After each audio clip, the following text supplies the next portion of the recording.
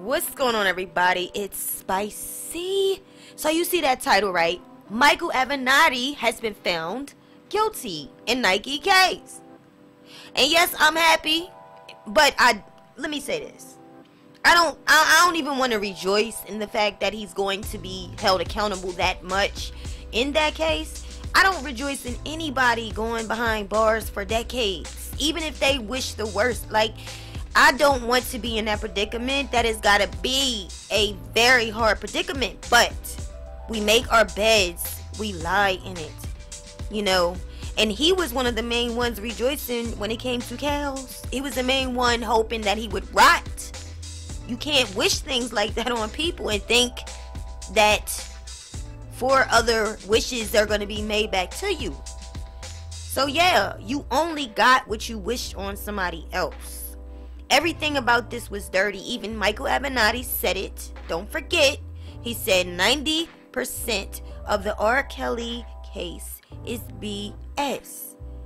That's a lot coming from the man that was making the most noise in this whole situation about R. Kelly. For him to be even handling some of the cases, some of the alleges in the indictment, that says a lot for him to say it's BS. The fact that now we're here, you know, we are here, Michael. Okay, so let's go into this article real quick. Okay, and this article is from CNN.com.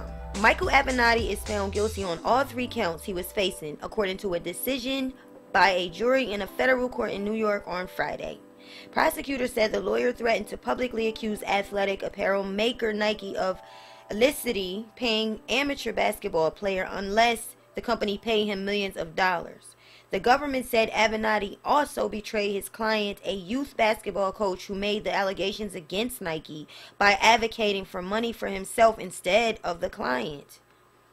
Avenatti was charged with transmission of interstate communications with intent to extort, attempted extortion, and honest services wire fraud. His sentencing is scheduled for June 17th at 4 p.m. Damn, he gotta wait that long.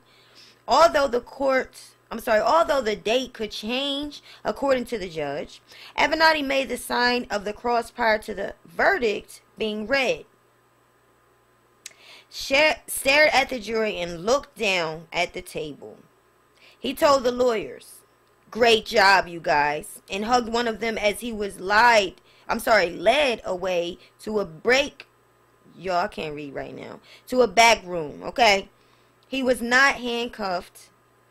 Let's stop, okay? Because why wasn't he handcuffed? This is where we get into, and check this picture of Michael out. I like this picture. Back in the day, right? When you had hair. I understand. Yeah, but why wasn't he put in freaking handcuffs? This is why we constantly, as a people, always win the argument that it's always about our skin color. Why wasn't he in handcuffs when they had R. Kelly in handcuffs and put him on the TV? Like, that's not right. He was all over YouTube. His whole court had to be broadcasted for embarrassment purposes. And you mean to tell me that this man who extorted a major corporation, Nike, everyone has a pair or has had a pair, you extorted them and found guilty, and you wasn't led away in handcuffs? That's very much hypocritical, okay? And we know this. Of course, there will be an appeal. Yeah, of course. Scott Shrebnick of Avenatti's lead defense attorney told CNN. Shrebnick, actually that's his name, said he was going to meet with Avenatti before his client was taken to the Metropolitan Correctional Center, where he's been in custody throughout the trial. So is he with... Oh... So he down there? Okay. Avenatti still faces 2 additional trials for allegedly stealing Stormy Daniels' book advance and committing fraud in California. He is being held in jail for allegedly violating the terms of his bail in the California case. And let me tell y'all, if y'all don't know, and I know you do, Avenatti is very arrogant, and that's why he told... for you to be in court found guilty and say, "Good job," you're very pompous about the whole situation. Gary Franklin, the youth basketball coach who Michael Avenatti represented, testified last week that he was bullied by Nike executives who forced him to make the illicit payments, to top high school basketball players and their families. In 2018, the company ended its sponsorship of Franklin's program, the California Supreme.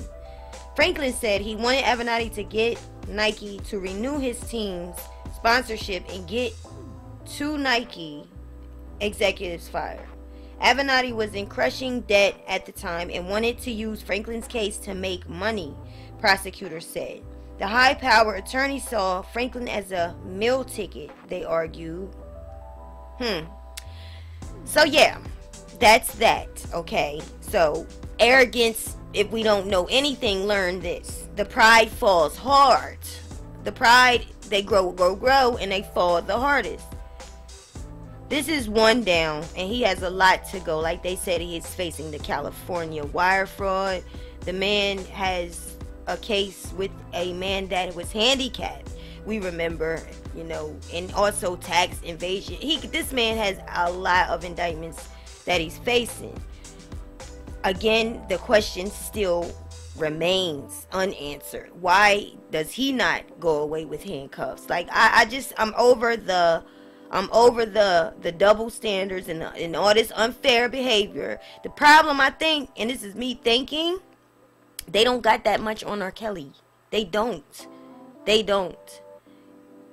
I was watching another blogger read an article in regards to R. Kelly's case, and according to the article they read, they took one person out of R. Kelly's indictment and added somebody who was once in another indictment concerning R. Kelly back in, I believe, 2008.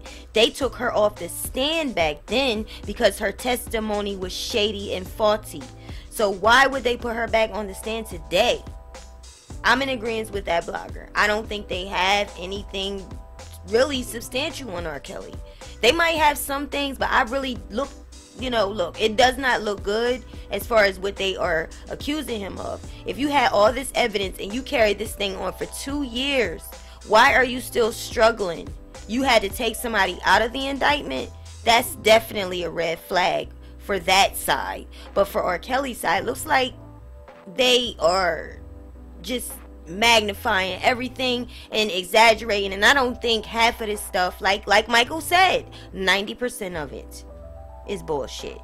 That leaves 10% truth. And if you look at all, 13 indictments, probably 15, damn, I lost count.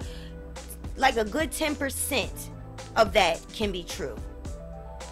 So, guys, what do you think about that? The man that's been arrogant and cocky, and still arrogant and cocky, and yet can walk away with no handcuffs. Even when he was arrested, he didn't have handcuffs on him. They didn't have handcuffs on him. They're treating with him with respect, even though this man is a criminal. He's a let's call it a, well, now we know he's convicted. He's guilty, and his sentencing is not yet here. But I just pray that justice be served, because this man was really arrogant. Let me know what y'all think. Leave your comments below. Peace.